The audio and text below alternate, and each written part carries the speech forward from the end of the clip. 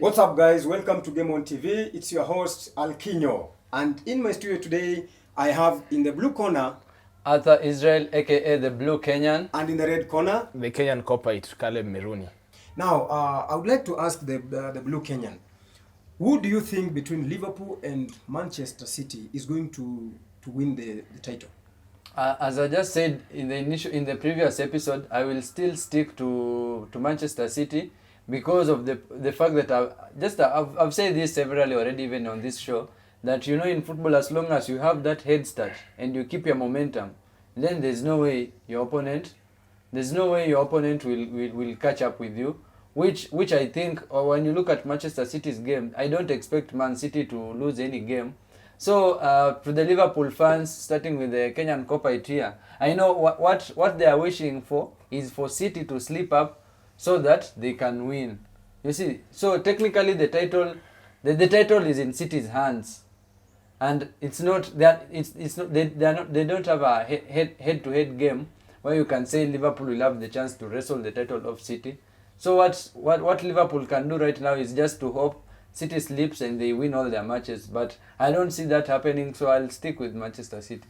I have seen the Kenyan copyright shaking his head when you are talking about Manchester City carrying it all. What do you have to say about the title? Are you confident enough that you are going to carry this thing, you are going to carry the day, or you still have some doubts about your team? Well, Alquino, first of all, I'll say we have seen in the previous, was it 2012-2013 season? Yes. Our title was won in the last minute of the last game. Yes. So what we have to do now is just keep winning our games, and who knows, we might have a repeat of the same. What we have to do now is just to keep winning our games, keep having our composure in the games, bagging the 3 points, and having that faith. Who knows? In the last minute, maybe in the last game, Liverpool might overtake Man City and then we'll carry the title. Yeah. Looking at the weekend's fixture, Liverpool fixture is against a very, very informed team in Newcastle United, the team that has not lost since the takeover of the coach Eddie Howe. Do you think it is going to be a walk in the park? Well, I agree with you that it's a very difficult fixture considering it's early kickoff. Personally, I don't love early kickoff at all. I know Blue Kenya knows that I don't like early kickoffs. But I know it's going to be a difficult match, but as you can see, Liverpool and their top form players are composed. You saw in the Merseyside derby, Everton seemed to have contained Liverpool in the first half, but in the second half, we turned things around. So I think just like the Everton match, we'll give everything to the math, and who knows, we'll have the 3 points. But it's going to be a difficult match. What I can say, it will be a narrow win for Liverpool. It will be a narrow win for us. Thank you. Blue Kenyan, Marcelo Bielsa, while he was in charge of Leeds United against Pep Guardiola, it was a high-scoring match or a high-scoring game. Now that they are going to meet again this weekend, what do you think is going to happen? What I think is going to happen, to be honest, Manchester City, they are Manchester City and Liverpool this season are, they are way above the rest of the teams. So it is very hard to bet against Manchester City, despite them struggling, to contain Real Madrid. Despite that, I just think they are too strong. They are too strong. They are quality, almost in all the positions. They have very quality players, and they also know if they slip up, Liverpool will be waiting to pounce on the chance to take over. So I think I don't think Leeds will be able to contain City. Maybe they can try and maybe nick a goal back, but generally I just think this it is a City game. Thank you. The Kenyan copyright, Caleb Miruni himself. I would wish to ask you a question. Yeah. Technically, you are still in all competition. You are still in the Champions League competition. You have a final to play against the Blue Kenyan or against the Blue Kenyans team. Yes. Do you think the pile-up of the fixture is going to jeopardize your chance of overtaking Manchester City in case they slip up? No, not at all. Actually, I've seen Liverpool having their way in most of the matches despite the pile-up of the fixtures. And again, with the addition of Diaz in the front three now, Klopp seems to have a lot of options in the attacking. Now that you're not only relying on Firmino, Salah and Mane. You see Firmino is an injury-prone player, but now you have an addition of Diaz, you have Jota. So there are a lot of options in the attacking, there are a lot of options in the midfield, you have a lot of options in the defense. So I don't think we'll have a problem with the pile-up of the fixtures. Yeah, we are going for the quadruple. You are going for the quadruple. There you have it, fans. Yes. You've seen They are going for quadruple, and these are the Liverpool fans. They call themselves the Reds.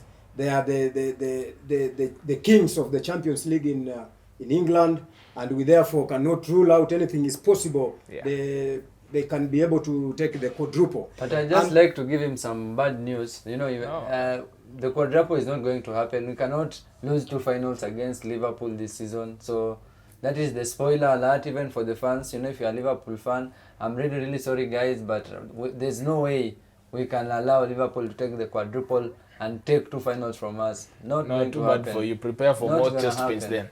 More chest pain for the blue Kenyan. Thank you very well, fans. You've heard it, and now these are my guests. I would like them to comment something about the free agents, and I would like to begin with the Chelsea fan, Arthur. Kindly comment on the free agent, Rudiger. How are you going to cope up with the absence of Rudiger, given his character when he's in the team? You know, this season, apart from Abramovich, you know, deciding to sell the club and all this transition period where Chelsea has faced a lot of financial difficulties, I think the most painful thing a Chelsea fan has had this season, apart from that situation, it is the Rudiger saying that he's going to leave Chelsea on a free transfer.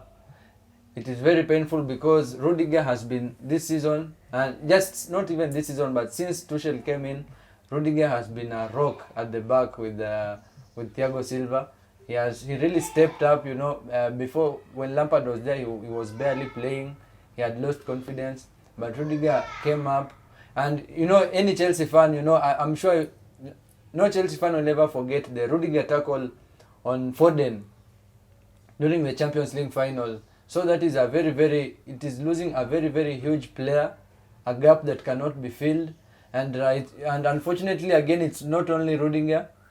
Christensen as well is leaving at the end of the season on a free transfer. So I think this will be a very, very tough period for Chelsea. And, you know, to make it worse, the sale has not been completed, so Chelsea cannot sign or negotiate for new players. But, you know, when this is over, I hope Chelsea can get at least 2 very good, well-established players, so that who can try to fill in the void, because losing Rudiger is very, very, he is a very big and important player, and as you saw, even whenever he's in the game, Chelsea plays well at the back. It's solid. I think I agree with you, but are they only 2 players, or I thought even the captain is also on the way out, given that he has not renewed the contract and the embargo that is put upon the club? Yeah, the captain is also on way out, but I think, you know, there's these clauses that Chelsea put in players' contract, like the one which was in Giroud's contract and Pedro, where the club can trigger a clause to extend the contract with 1 year. So I think the captain's contract has that clause. I'm not very sure, but I think he has that clause in his contract. So for him, there's a possibility, you know, he could stay. But for Rudiger and Christensen, that is done. So what now I can just, you know, hope for is next season. I hope Chelsea can go for Jules Kounde and Pau Torres. Those, I think they can help fill that void. Thank you very much. Back to you. Do you think if Rudiger was added to your squad to partner Van Dijk at the back, where do you see Liverpool in terms of defense? Personally, I don't know who will be benching at Liverpool. What do you mean? Come on. Who will be benching? You have Konate, a solid Konate, you have Matip. Come on. So maybe it'll just be a bench warmer. You are very hilarious. Rudiger is a Honestly, player. who will be benching? Is a player that any club in Europe would be going for. But like, look look at this time. Without removing any marks for Rudiger is a good player. The all-time UEFA Champions League winners, Real Madrid, they have come very fast to talk to him because they know the quality that player has.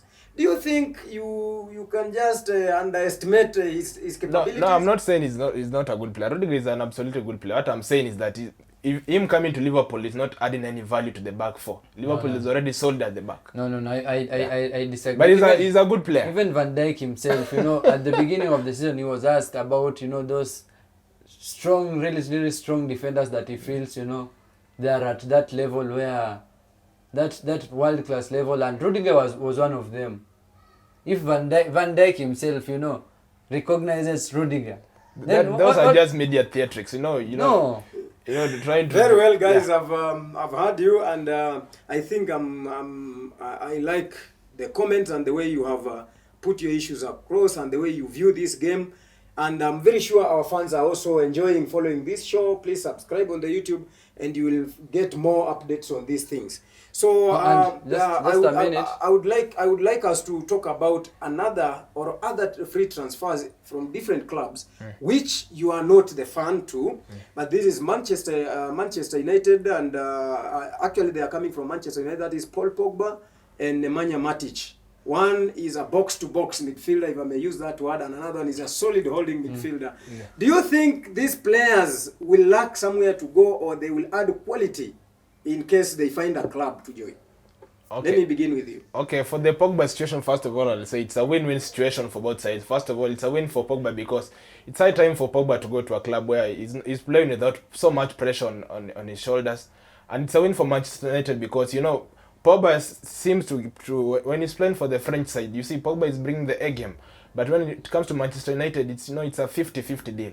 One game is on top of his game, one match is on top of his game. The other match, Pogba is just sloppy in the midfield. He's not passing the ball well. He's not giving the A game. So I think it's a win-win situation for Pogba. And whenever he goes, I think Pogba will shine. So long as it's a place where he's not getting a lot of media intrusion, a lot of pressure from the fans, a lot of pressure from the club, Pogba will still shine. How about Nemanja Matic, given his age? I think it's a retirement party for him. He should go to a club maybe for 2 or most than then.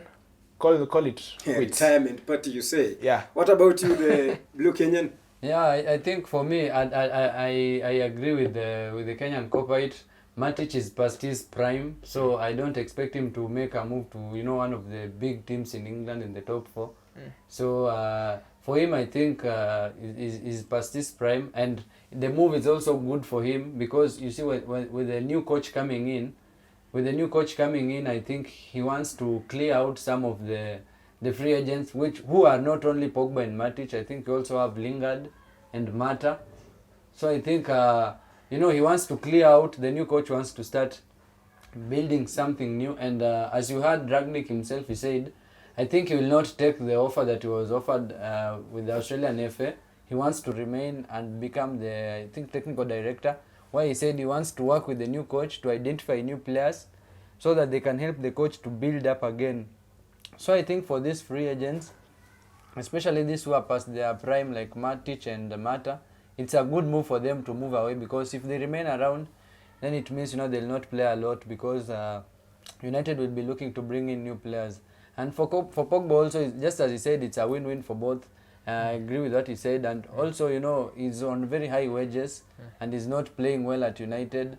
So it's just good they let go of him, because instead of renewing him and even adding him more wages, and he keeps up being sloppy, he doesn't play with this the way he plays for the national team. So I think once again, I want to thank you for the subscription and the support. We want to end it there, but just hold on. Before you go, we are going to come back on the UEFA Champions League performance in the subsequent stages. Thank you very much.